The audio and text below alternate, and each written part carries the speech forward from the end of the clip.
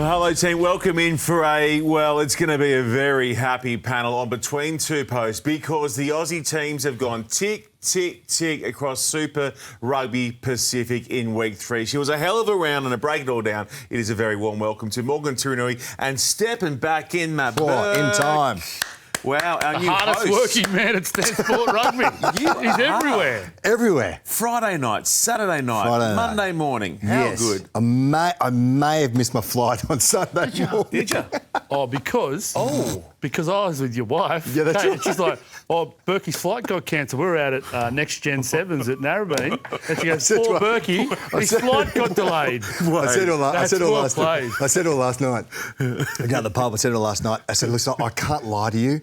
I said, I may have slept in on my flight and missed it. I missed it by 2 minutes. And that's come out of the bearer. You can't even... It's almost impossible to miss a flight out of... I know. Yeah. You're in Canberra, right? Correct. You can get through security in 8 seconds. Yes, 6 on a good day. I had to drop off the car. It's the first time I've dropped off the car. I was like, where am I going? It's I like went 20 through. metres. I know, but I missed it. Funny enough, right. you dropped the car off from where you picked it up. Yes. When that story starts, I was with your wife and you're away from home. I'm like, where's this going? I'm glad it didn't go the wrong way. But you were in Canberra. You were everywhere, Burkey, as Morg said. She was a hell of a round.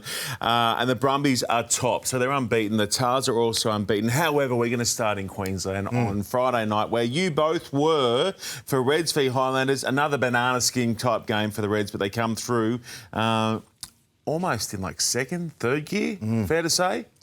It was a struggling kind of game. It was a hard game to watch. It was a hard game, I'm sure, to commentate as well. The Highlanders didn't really have a great deal. And then, again, classically, the Reds, they throw the ball around. They get results. They played a bit of width.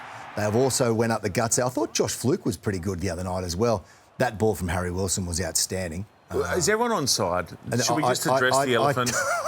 Morgs, you were there. You were sideline watching. I don't know if everyone was offside. I think the pass is more likely forward than they were offside. They looked onside. They were? I think so. So the I was worried about the through the legs more than anything. Junkyard's onside. Fraser, I think, was, but was Junkyard onside chasing the kick from Fluke? Well, he wasn't in front. He might have been in line. It was good awareness, though, wasn't it? It was good awareness, understanding that they needed to keep the ball going and there was space in behind and they had to go on the toe. And that kick pass is always great. This had a lot of that round 1 game against the Tars from the Reds. Remember the madcaps to and froing, and then the Reds sort of didn't win the big moment on the weekend on Friday night. They did. There was a couple of those could have gone the other end for 7 points. They had one brought back already before that. They could have won this match by 30. They could have got beat. Yeah. And Highlanders, that they weren't at their best. They'll be super disappointed. Your analysis beforehand was when they made that break, when they made some space, the next pass had to go, and for too many times it was hitting it forward and just taking it up, and there was space on the outside, and they had the ability to throw it, but until they get the confidence to get that ball player to be able to shift it, they were struggling a bit in parts. It was a tough game to watch, and you're right, the Highlanders they'd be really disappointed. Jamie Joseph said before, I think they've won 4 times in like 30 years over there in Brisbane. In Brisbane. I remember Tony Brown brought them over here the other year and cleaned them up. They haven't in recent times, a great deal. In recent times, better. Highlanders in Brisbane, I'm sure of that. Matt Fezler scored a nice little try off the back of a rolling maul that was looking good. You go through the forward pack, right, of the Reds. That type 5 is like it's test. 7 Wallabies of the 8. Yeah.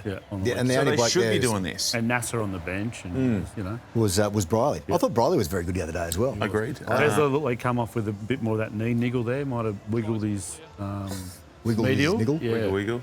Just so he might miss a couple of weeks. But then you got Nasser on the bench. They've got options. That's what they do have, the Reds. They've got depth in their list. They need to get better. They were better again. They will get better.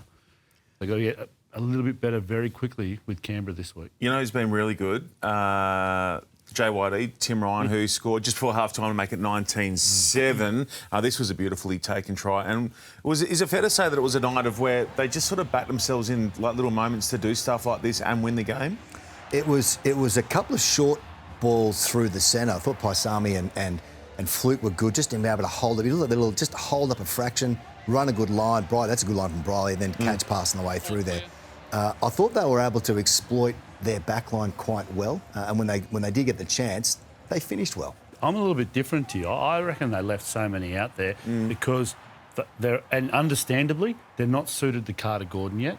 Carter Gordon's a guy who likes to come around the corner, especially at the back of Hunter, who you mentioned. Hunter and Fluke in the midfield were great straight lines. And when they did straighten up, completely agree, they look good. But Carter Gordon at the moment, I think the back three are too close and too flat to Carter Gordon. Carter Gordon's got the ability to square up, which means he needs a little bit more time, and he can throw an accurate long pass. So if you're a Jock Campbell or a Tim Ryan, you should be loving having Carter Gordon there, but they're not used to it. So I think once they get a bit deeper and a bit wider, as you know, Burkey, you always just said to me coming through, as soon as you think you're late, you're perfect. You're perfect, yeah. You know what I mean? There's no such thing as too deep because you can always flatten up hard onto it. We're seeing lots of defences coming up and closing, coming up and blitzing out there. The Reds, if they find some discipline in their depth out wide, they can be much more potent. 19-7 at the break. The Highlanders go in early in the second half, and then Lukan Salakai-Lotto, who had I thought a tremendous game watching on from home as you guys looked after it. Found his way over. He landed some big shots and he's just moving that frame around nice at the moment. Isn't that, I laughed at that there, the junkyard dog. The quick throw was just to keep going. He came back with all the mess. But they powered. I thought he was good again the other night. I thought, from the back end of last year or that Lions series when he, did so well in that Anzac game, if you call it that, and it was sort of, call me up to play test matches. He's a guy that needs to stand up. He's a massive frame, and I think he finally sort of understanding that he can use that and use it really well and get across the advantage line. And that was well needed at the time because they had some space. And then Vice Baby, the youngster, who this time last year was playing second grade up in Brisbane with brothers, I speak Vaiuta Latu, who found a way to bang his way over, stayed alive on the play. Fellas, this is good footy for the young boy. Yeah, it was a good piece of hands too, right at the death for a big man. And yeah, it's exciting to see first Super Rugby Pacific try. He was excited. His teammates got around. It was a nice little moment there. And it was an important try on the hour mark for the Reds to maintain the momentum in the match. What about just the old idea of just chasing a kick? That wasn't a great kick. It was a kick that enabled a little bit of pressure. But if there was no pressure, he could have picked that up and just kept on running. And then, you hear steaming in the background. You got some lungs blowing, and all of a sudden, ching ching picks up. Thanks for coming. He looks handy. I mean, what a He prize. looks handy, yeah. He looks really good. Fellas, you touched on Carter Gordon. Can we break that down a little bit more? So it'll take some adjustment from the backs to get used to playing alongside Carter Gordon. What else did he do well in that game, and what else will come with a few more matches under the belt? First thing I noticed after the game, he's a big human. Massive human. Like he is, and he put a shot on Tavatavanawa yesterday, or the other day, should I say, and it was like a really good hit. Maybe he's picked up a bit of that from a bit of his RL experience. He underplayed his role enough. There was a few moments there where he sort of got caught up in a bit of pressure and he dropped a couple of balls, and he gave no excuses for that afterwards. He said, I made some mistakes, but I like the look of him. I think the more 10s we have in Australia in that regard to get better, and for Les Kiss to be able to put some selections through, or Joe Smith in the meantime, I give him a tick to start with. And then at Morgs, as you said, there's a connection there and it'll get better. Yeah. Oh, he looked like a guy who hadn't played rugby in a couple of years. He looked rusty, but he showed the class that he has and how good he's going to be. I think, he will get better and better every week. Consistent footy up there will be important for him. I really want to see him take control of this Reds attack. You mentioned Aiden Ross, a hard-working prop. He's the guy that gets working and gets 40 metres downfield to present as an option off a line break.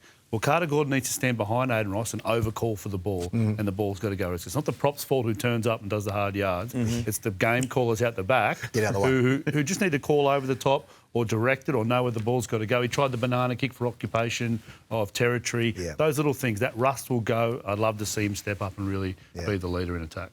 Can I just throw one other player in who I thought was tremendous off the bench? Filippo Daungunu.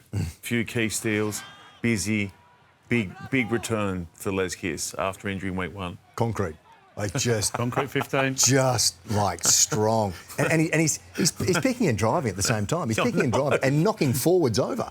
And so to have that extra part of his game and for a coach to be able to do that and have a player to be able to be around there and be a nuisance around there, he's good. And he just pops up everywhere, doesn't he? He's also their best wider threat, jackling at the breakdown. Adds a real element to the Reds' defence when he's out there. He's one of the great sniffers down Goonoo. He's just always in there sniffing for work. Sniff, sniff, sniff, always. Get out of You my know way. what I mean? He's just in there having a look. Yep.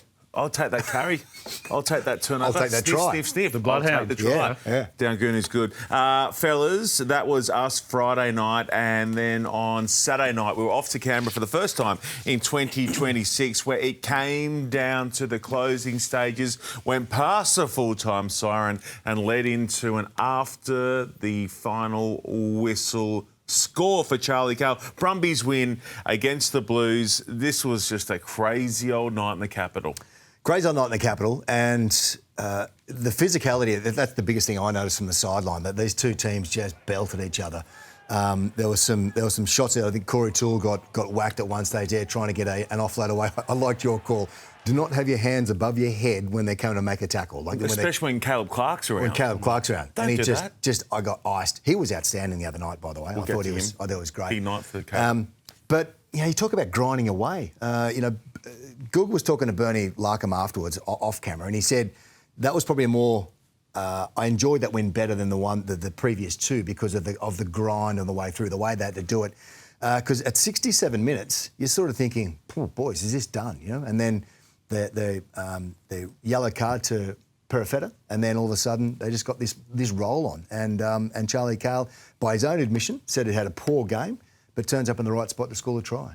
Let's go back to Declan Meredith chasing down the James Slipper kick. And it turns out it ain't no fluke. He's been practising this at training. Well, as you'd expect, Morgs, you did the numbers on how many tests and Super Rugby weeks he's had career-wise. This ain't that much of a fluke for Slips.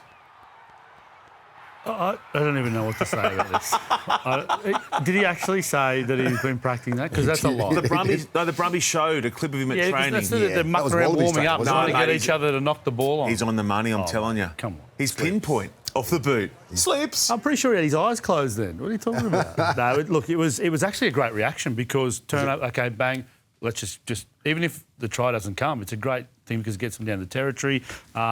Look, he owes Declan Meredith. Declan Meredith, as Burkey said about Latu's trying the Reds game, it's the chase that makes the difference. So, How quick's Meredith, by the way? He was sharp. very quick. Yeah. Off the mark. And then high top-end prolonged speed And, as well. and playing well. Playing very well. I reckon it also shows that there's probably not enough kicking, strategic kicking. I know you couldn't say that was strategic kicking, but the understanding Don't let Horan hear you say that. where space was, Yeah. and so he identified space, and he's been around long enough, and it could have been fear that he didn't want to get tackled with the ball. I don't know what it was, but he put a good shot on, and enough to go down the other end of the park. And so I always come back to that, just being smart in your kicking, and I think everyone can grow in that space at the moment, and something like that just understands that there is time and space out the back there. Yeah, with modern defences, one, the great organisation, two, the increased focus on line speed and pressure, anything in behind, any tactical kicking, anything to width to a back rower or a winger hanging out in the 15s, and on turnover, when everyone's back threes up, attacking, you go back into, midway through the last century, you've got the all-time great, say an all-black fullback like a George Napier. He wasn't supposed to come into the line and attack. He was always supposed to be back guarding, stuff like that. That's not what happens in the modern game. All back three are up playing, so that's where the space is on turnover. The goalkeeper. Very good stuff. Clark scored, then Billy Pollard went in for the Brumbies. Their maul was good as well. This was a gift. It was one, as Hoop said in the broadcast, it was going to be one try either for the Brumbies or for the Blues. So Clark picked that one off and ran away. But then Pollard sort of hit back. They were neck and neck. There's a couple of penalty goals in there. Pollard, I thought he had a very good game the other night, fellas. Yeah, it's a big play, this, with Hooker's decision-making, when to stay in that maul and go, and when, just with your eyes up, we saw it with Fezler as well, see it with Pollard, they're just always looking for cues. When the first defender at the side of the maul comes into the defender, it leaves the space. If you get a mismatch on an opposition halfback, he sees Christie, he sees Perifetta defending on the blind side, he thinks, I can win that contest, and he's right. That's a great skill in the modern game for hookers. I reckon the interesting one you talk about, that Caleb Clark try, was the depth that Muirhead had, or lack of, they had. You just spoke about from the Queensland games about understanding where to be, and that pass needed to be brought back again. That outside in defence is always going to close you off, and if he had just enough time to catch pass, Corey Toole's off on the outside there. The flatter and wider you are, the easier it is for a Clark there to go, okay, I can beat that. And if they're going to get to him, they're going to have to go over the top of me, and we've got time to get there, as you mentioned. So modern attack at the moment is hiding with deception in behind front line and appearing running the bend late. And with that, you need depth. Everything's about depth. You want flat? You want depth? I'll give you both right now. AJ Lamb off the back fence, close to the Brumbies line, crashing his way over. Wait for it. Boom. Boom. Boom. Yeah. Here he comes. Yeah. And good bit of footwork. And you know, that pressure around that 1, 2, 3, around that ruck area is you don't know if you're looking at the ball and you get caught ball watching, and then you look up and you realise, oh my God, that bloke's he's flat and sharp and running quick, and that little bit of feet, that little bit of footwork to start with, just got the Brumbies to play a defender just stuck for a little bit. And again, we talk about concrete. You know, these boys are big. You know, this is a good Blues team that the Brumbies take down. 15-15 at half time, all square at half time. 15-15, Yes. correct. And the Blues are playing well, and the Brumbies were rusty for the reasons that you guys have discussed. Caleb Clark comes out and sets up a bit of a lead for the Blues. This was very sharply done. This would be the one thing that will really annoy Larkham. Just not having the heads up to reload and be aware of this. And then they do excellently well here to scramble, really, but they just can't get numbers back behind the ball afterwards enough. And that's... Well, we heard the Michael Hooper special, the world-class call from Justin Harrison. Of the pickup there. From Gould gave it with the world-class call. Yeah. Hoops would have had a little red art line, a sideline. He would have been happy with that. There's an asterisk written out somewhere. Yeah, Hoops has made that, but yeah. World-class got thrown out. Can we just maybe, I don't know, identify for... And Jorgo did it a couple of years ago, that try at Twickenham. Just score the try over the line. Why mate, blokes can kick it from the sidelines. And he nearly dived... Ask George Bridge about that from the weekend. He nearly dived over the dead ball line. He did, however, try was good, so was the conversion, funnily enough. Yes. So then Papa... Yeah, the kicker from Parafetta slotted it. And then Dalton Papali'i, I love this guy. He's just such a hard, bruising back rower, playing in his 100th game as captain, and Papali'i... poor Andy Muir just goes, not here. So this is a good lead that the Blues have here, but then the Brumbies come hammering back, guys. First it was Lukey Reimer, who was just outstanding off the bench. He burrowed his way over. Ron Lonigan points to Gus Carter, says, you can call it. And then not long after that, not long after full time, 2 minutes into injury, we had Charlie Cale picking and going from in tight also to get the win. Charlie Cale. He got this clean, didn't he? Yes. That's the easy one. That's the easy one. Yeah. Gardner right there. So the Brumbies do it the hard way. So just to recap, because it's easy to lose track of it because of how good they were last week. So they've gone Perth. Hang on a second. What's up? Keep going. I love the Gardner genuflect. He takes a knee. You know, the one knee? Look at him. I just love it. I got issues with Gardner. It's a full squat. Remember the Wayne Erickson full squat? I got issues with Gardner for that. Wayne Erickson would be full squat, no knees on the ground, deep squat. Yeah. Gardner's a genuflection. There's a lay down one, isn't there? Okay.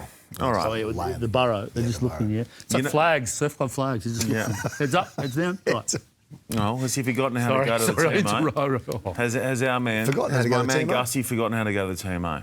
Yes. Why didn't he go upstairs for the Brumbies try? Which the one where Neville claims? Yeah, Neville's got. I think it's Bobby V picks and goes in tight. Yep. There, right? Caden's like, mate, it's over. He's got it down. Look at that. And he's back on the angle, and he didn't even go upstairs to have a look at it. So that doesn't happen. And remembering that we're big Gussie fans. Now, this is the other one that came out of the weekend, which had you guys calling for a try for the Highlanders. And it's a no try in the end, despite him clearly getting it down on the first attempt at the try. OK, so what are the parameters that our refs have to work with to go upstairs? Because Bez there is unsighted. That's not his fault. So what does he have to go upstairs with to the TMO? I'm not sure. So what they're really encouraging our referees to do is make a decision on the field so that there's got to be evidence the other way. So Nick Berry there's like, when I get there, that ball's up, I think it's no try. But I think they're discouraged from going up try or no try. If all three are unseen, I'd love them just to go, look, I've got no idea, guys. Yes. I'm going to start getting them ready for the dropout or whatever. Can you have a look at these and let me know? Which we do assume to a certain degree that's what's happening up in the box. So I'm not 100%. The referees are actually in their review meeting right now as we record. Okay. So I think we might have more information for Rugby Heaven later on in the week, just around protocols there. Nick Berry's not Doctor Strange. He can't do this and go from one side to the other. None of them can, right? So why can't we just go, he just blows a whistle and just goes, I don't know. I couldn't see it. What happened? Yeah. There's no problem. Rather than giving a soft yes or a soft no. That's right, which then sort of railroads the Highlanders into not being awarded the try because, was it Brett upstairs or was it our man Cronin's BC? upstairs. BC was upstairs. So he's working within his own framework he needs too. to have almost irrefutable evidence to overturn a decision as opposed to... What do you reckon?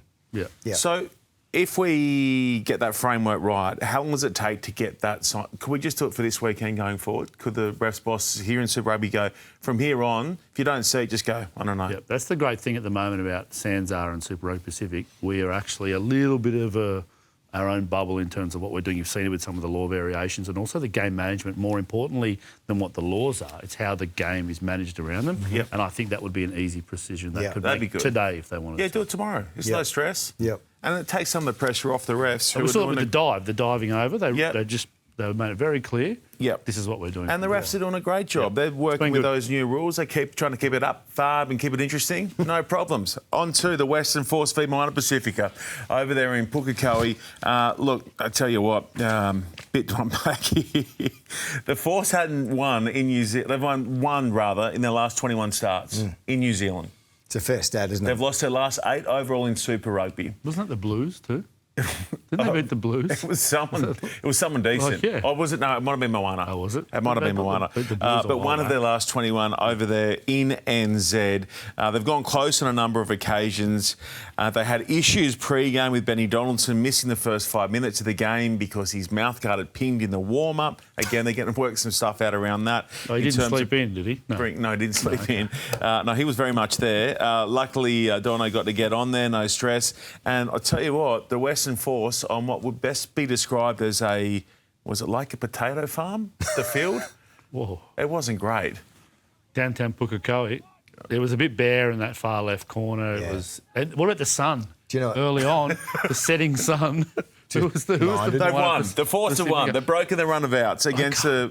I can't remember whose name it was. Pasifika. But he jumps in the line at one of the Moana Pasifika back 5 players, and he jumps into the direct sunlight and just loses the ball and then loses the line out. I have to go back and clip that one up. It's a big win in the end for the Western Force. I mean, they were really good. Darby Lancaster scores on his Western Force debut. He's a tremendous fast, player. look powerful. Yeah, he's a great player. Yep. I mean, he's legit. We said last year, Burkey, because he was off contract at the Tars, and you might have even been on that show where we said, this kid's too good to lose. We can't. There's got to be room for him in one of the Aussie provinces. Thankfully, Cronny's picked him up over there. He scores the first try for the Force. Pacifica hit back, but I tell you what, the Force were good, really good. Did enough? Yeah, that was good. Because we were talking about before this game, they could be 0-4 leading into a bye, which would have been just devastating for them. They had parts of the game in the first 2 weeks which were okay, and we saw, we talk about the line-out and the strength of that, and then Tizano working his magic at the back there, which he did again at the back of a line-out. But they've got enough in the tank to be able to press opposition teams. It's just doing it on a consistent basis. And I think it was a good game for them to get that first start against Moana Pasifika team that weren't quite up to it.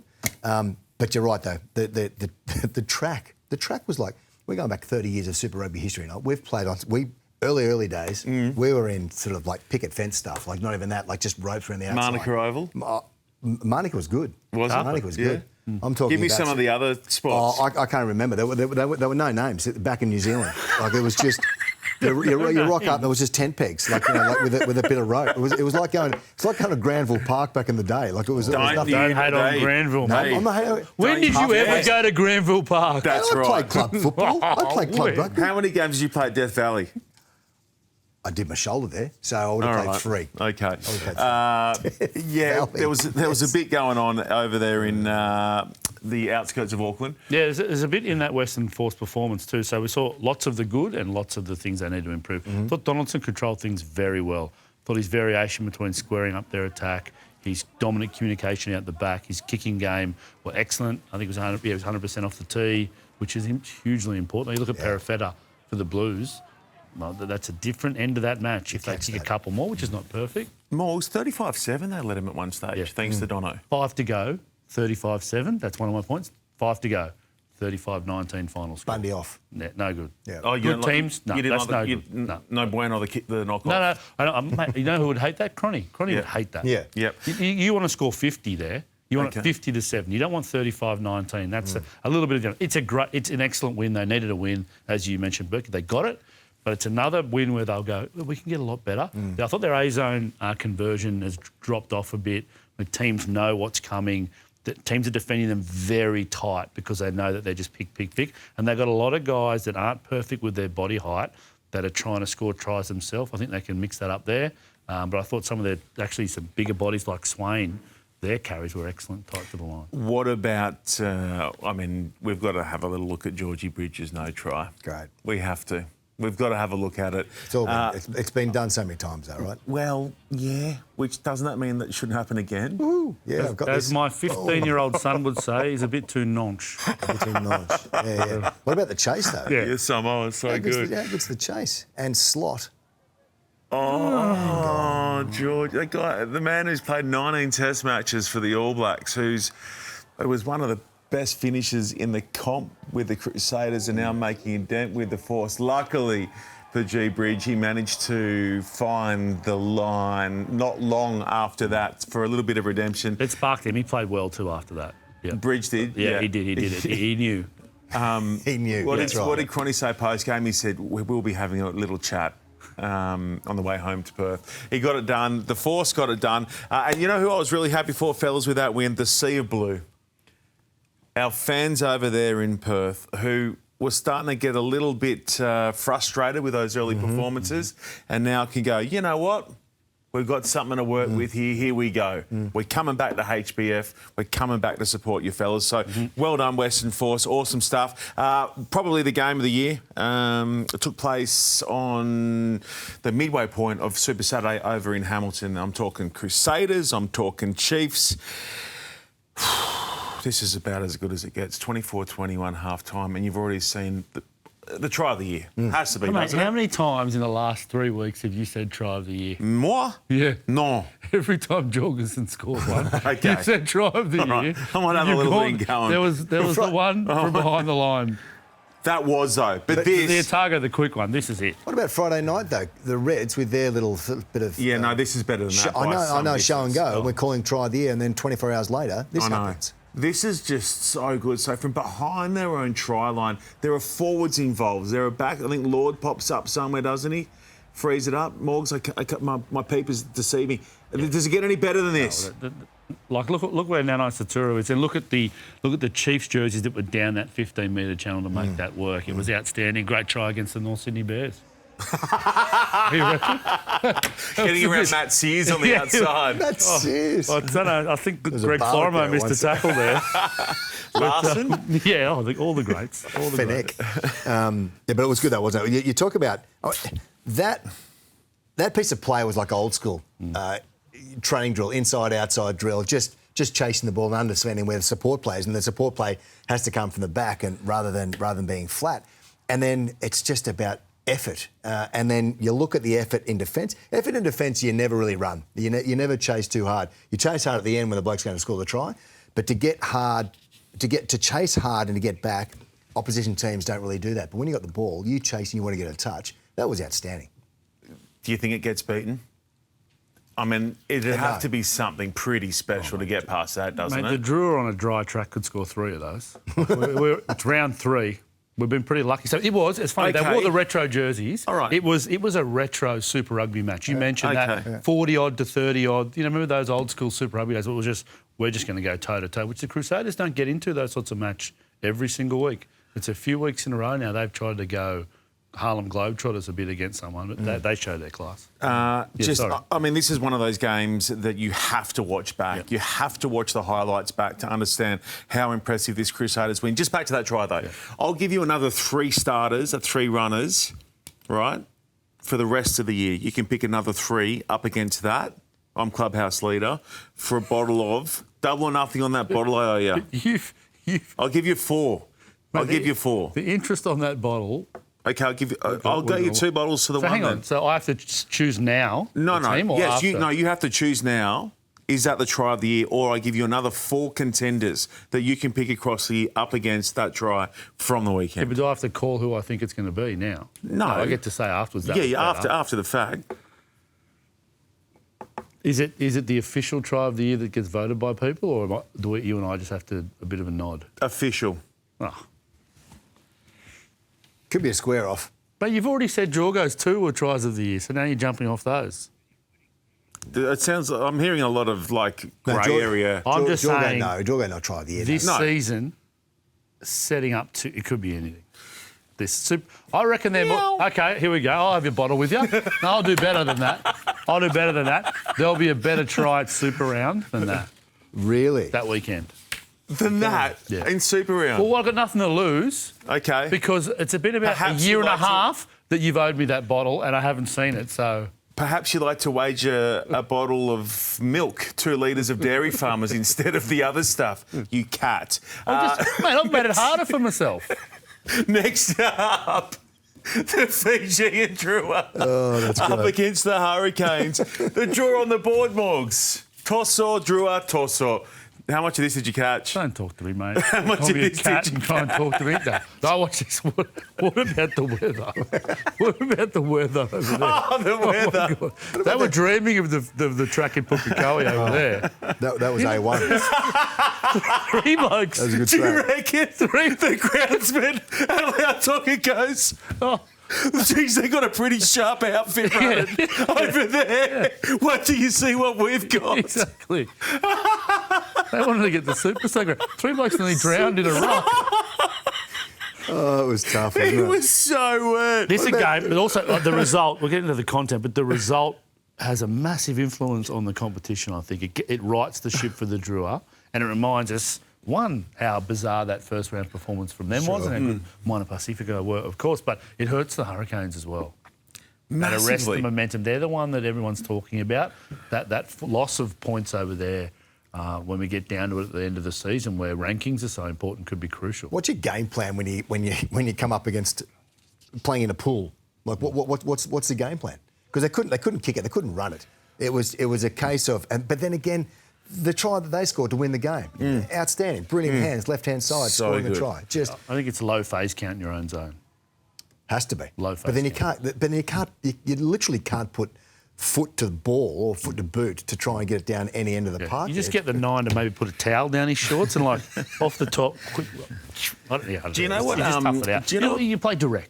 You've got to be a little. Funny enough, once again, a little bit, one step deeper, one step closer. Yeah. Everything's back hard against the grain. You don't want to get caught running across field because you get in trouble with the ball. Yeah. Everything you've got to ride hard lines, and then you don't play with neutral or negative ball. Don't be afraid to kick it. But you guys know full well, because you've seen it, in the villages across each of the islands that make up Fiji, they'll play barefoot in mud. So they are so attuned to stepping and moving in conditions like that. And Ben Ryan, the Olympic gold medal winning coach of the Fijian Sevens outfit, said that was part of the reason that made them such beautiful steppers, because they're so balanced, they can dig their toes in and move so easily. And we saw that on the weekend again in what was like a heavy 15, Morgs. Would you describe that? Yeah, penetrometer reading was solid. Dead? Yeah. Is it heavy dead? 10. No, dead is worse than dead. It's a heavy 10. The try of the year. Oh. No. In Lautoka. Penny Rabbi setting up Moana, who is so quick, was so fast down the left, was just terrific to see, to make it 25-20. So they'll have some confidence now, the Fijians. As you say, Morgs, Hurricanes come to Sydney now, up against an informed, unbeaten Waratahs outfit as well. There's no doubt they're bouncing back, though. Big game. on a fast deck at the SFS. Fingers crossed. We saw the Touch wood. Blues even in terms of, like, their performance on the weekend was much better than it was over in Joondalup the week before. They played better, bouncing off performance. Not even the result. It's what they think of their own individual and collective performances, and I think they'll have wanted more out of that game. I was talking to one of the coaches before that, and I asked him about that Joondalup track, and he said, look, it's always great to go to those sort of, what would you call them, regional fields. He said it was tough, though. Like, it was windy, it was tough, and it was just a hard place to play. When you're used to playing in somewhat benign conditions, if that's the case, couldn't call Fiji benign, but when you understand it, then you've got to think outside the box and understand what to do. What about the intercept try, though? Yeah. Some Vedra. Yeah, Vodra, yeah. Superb. Yeah. And that's it. You need one or two breakouts like that, pressure, and that just blows apart games. You don't have to build a 15-phase try. Let's rattle through posties. Fellas, our 3, 2, 1s from the weekend. It's hard, when they spread across so many games and everyone wins, so it makes it tricky. Starting with our 1 points, please. The 1 points? I'm going to go. Rhys van Neck was. I thought he was outstanding the other night. It just created so much hassle for that Blues scrum, and then that hassle just sort of, I don't know, it compounded into pressure from them. So I'm saying tick in the box for him. Got a point for Ben Donaldson. I just thought, I thought it was, in terms of the performances by Australian teams, it was probably an even spread of performances. There wasn't last week I gave all 3 of my posties to Brumbies players just because that was so far above any other performance, and I thought there was a bit of an even split. And I thought he controlled things for the Force, who, as we mentioned, they didn't kick away to the end, but they were good enough to have a decisive break in the championship minutes of the match, and I thought he controlled the game for them. We don't confer before coming on the panel. We rarely talk to each other generally. Donaldson won. Huh. Yep, there you go. Who's your twosies? 2, I'm going Fraser McWright. I thought he was just, again, captaincy role on the Queensland game when they won. Again, he was over the ball, he was disruptive, he was out on the width, catching and giving for space on the outside. I think he set up a couple as well. He's just sort of fitting in that role really well, having that captaincy, that captain's armband beside his name as well. Struggled with this one, who to pick out of the Brumbies team.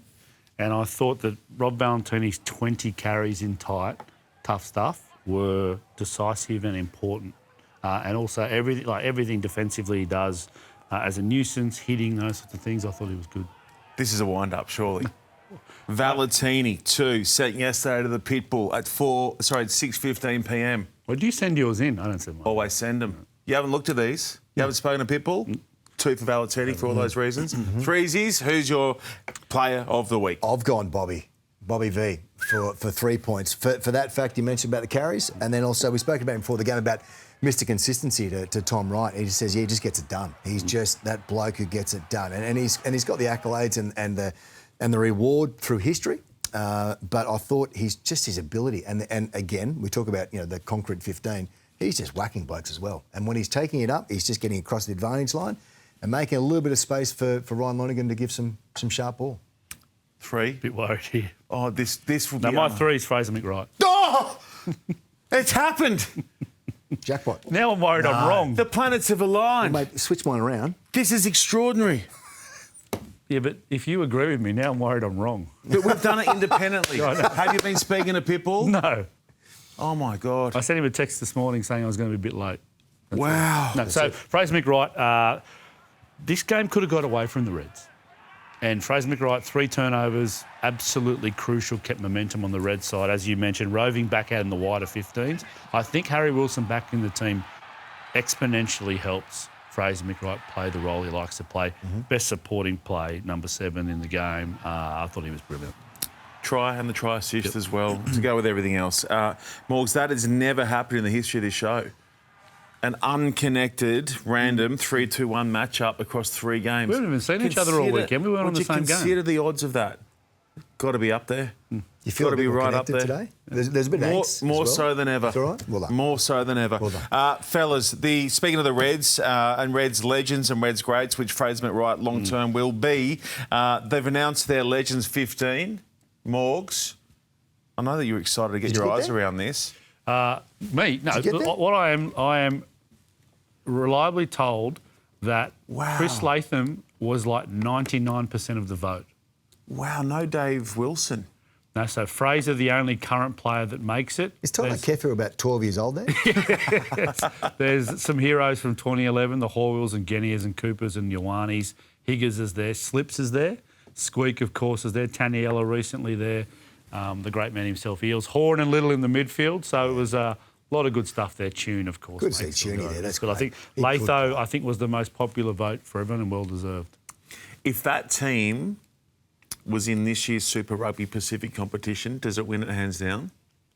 Well, Eels is nearly 60. That's a dad joke. It's a dad joke. Bad joke. Too easy, That's sorry. great. Bad joke. I'll That tell you what. team wins a comp. That team wins a comp easy. Yeah. He's fit enough. He could still play. The great man, the great John Eales.